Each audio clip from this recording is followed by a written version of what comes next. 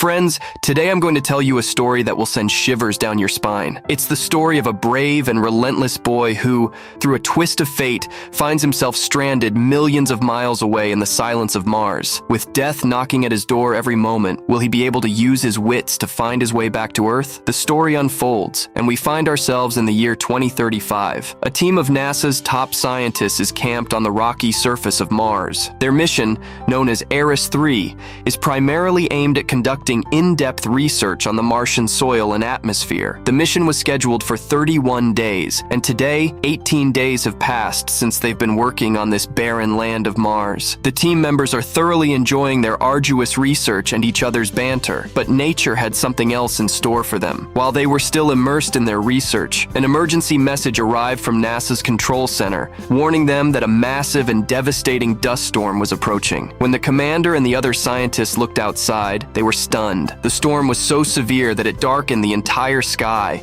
and its speed exceeded any safe limit. Sensing the danger, the team commander, Lewis, made a drastic decision. She ordered the abort of this crucial mission. All the scientists were instructed to immediately flee to their Mars Ascent Vehicle, MAV. The serene atmosphere of Mars had now turned into a hell. The dust and debris made it impossible to see anything. Suddenly, a huge antenna and a piece of debris striking their colleague, Mark Watney. The powerful impact sends Mark plummeting into darkness and a cloud of dust. His suit's biomonitor signal suddenly cuts off. The rest of the team tries to contact Mark on the radio, screaming, "Mark, can you hear me?" But all they hear is silence and the roar of the storm. The storm has become so powerful that their spaceship is slowly tilting, threatening to capsize. Commander Lewis faces a dilemma: either risk the lives of the entire team in his quest for Mark, or take off immediately. With a heavy heart and tearful eyes, he assumes Mark is dead and lifts his spacecraft off the surface of Mars. Meanwhile, on Earth, morning descends upon NASA headquarters. Director Vincent Kapoor confronts the media and shares the tragic news that the storm has forced the mission to be abandoned,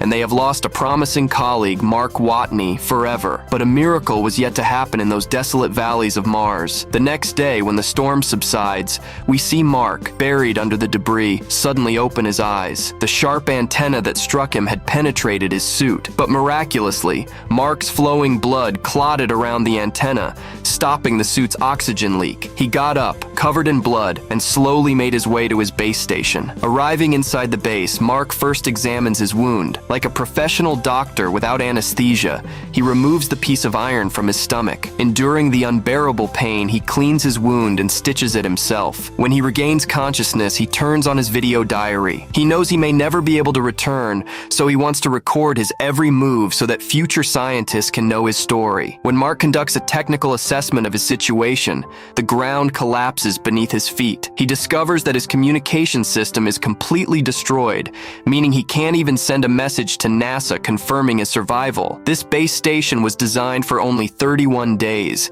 and he was supposed to survive until the next mission, which was scheduled to arrive in 4 years. The food and oxygen available to him weren't enough for that long. Death was standing there, smiling in his face. But friends, Mark Watney was no ordinary man. He was a botanist who knew every aspect of plants. Instead of giving up, he decided to turn to science. He devised a seemingly impossible plan to cultivate the lifeless and toxic soil of Mars. He resolved to grow potatoes on Mars to satisfy his hunger for the next 4 years. From here begins the struggle between science and human determination, which created history. Mark was determined to cultivate Mars, but the task was far more difficult than it sounded. The soil on Mars was completely barren and toxic, making it impossible for anything to grow. Mark used his ingenuity and prepared a plot within the base for cultivation. He used the waste material left by him and his colleagues to make the soil fertile. Now, the biggest problem was water, as there wasn't a drop of water on Mars. He applied his engineering acumen and began separating hydrogen from rocket fuel,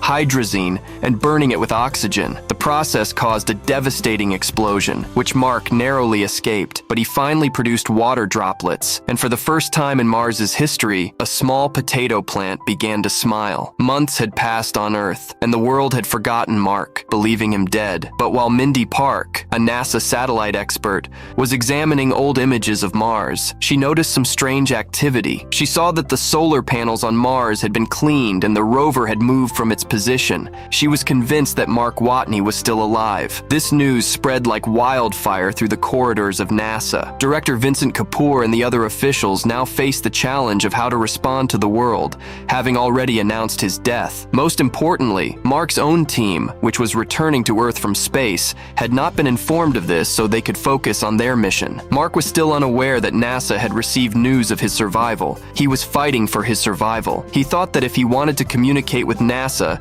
he would have to find an old communication device. He remembered that the lander from the 1997 Pathfinder mission was buried somewhere in the Martian dust. Risking his life, he travels several kilometers to reach the old wreckage and tows it back to his base. After much effort, when he turns it on, the scientists on Earth are moved to tears. For the first time, contact is established between Mark and NASA. Although initially they can only communicate with yes or no through the rotating camera, they soon begin sending messages through code. When Mark learns that his team has not yet been informed of his survival, he explodes into a rage over the radio and lashes out at NASA officials. Ultimately, NASA is forced to tell the team in space the truth. Hearing this, Commander Lewis and the rest of his crew are deeply shocked and filled with guilt for abandoning their friend. But now was not the time to mourn, but to bring Mark back. NASA prepares a mission to deliver food and essential supplies to Mark, as his potato crop won't sustain him much longer. But unfortunately, the hastily built supply rocket explodes in the sky just seconds after launch. The explosion of the supply rocket nearly shatters Mark's hopes. Then,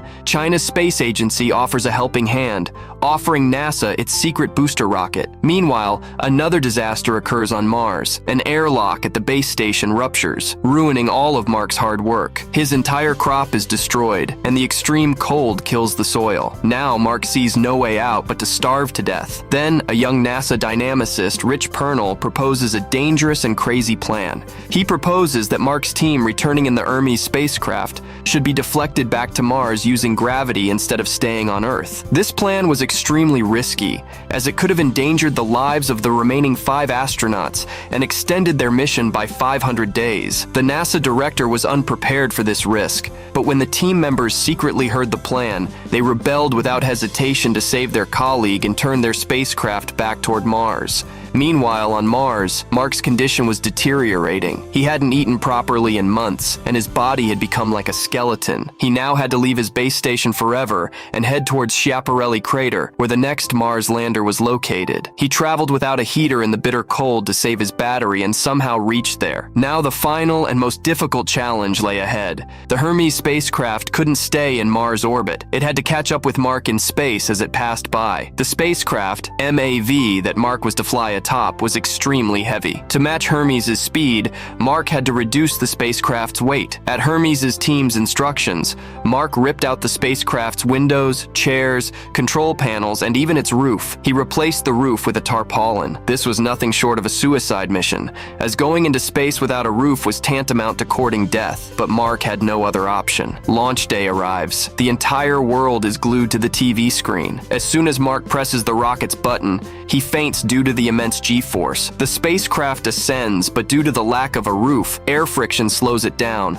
leaving it far away from Hermes. In space, Hermes' team tries everything to rescue him, but the distance is too great. Commander Lewis herself ejects from the spacecraft, but her safety rope is too short. Mark regains consciousness and realizes he's only a short distance from his comrades, but there's no way to reach them. That's when Mark makes a brilliant move that leaves everyone stunned. He cuts a small hole in the armpit of his spacesuit. As the air escapes, it acts like a jet engine, and Mark soars through the air like Iron Man, flying toward Commander Lewis. With trembling hands and a racing heartbeat, Commander Lewis finally grabs Mark's hand. When Mark steps inside the Hermes spacecraft and embraces his friends, a wave of joy sweeps across not only the spacecraft, but the entire planet. Months of silence, hunger, fear, and loneliness finally end. After returning to Earth, Mark Watney becomes a celebrity, but he chooses to live simply. He begins training new astronauts at NASA in survival training. He teaches them that space is ruthless and everything will be against you, but if you solve one problem and then the next, you can come back alive. At the end of the film, we see all the members of Mark's team at peace with their lives, and humanity's dream of reaching Mars has grown stronger. Mark proves that as long as a person has hope and the will to fight, they can defeat even death. Thank you so much for watching. Be sure to subscribe to the channel. See you in the next video.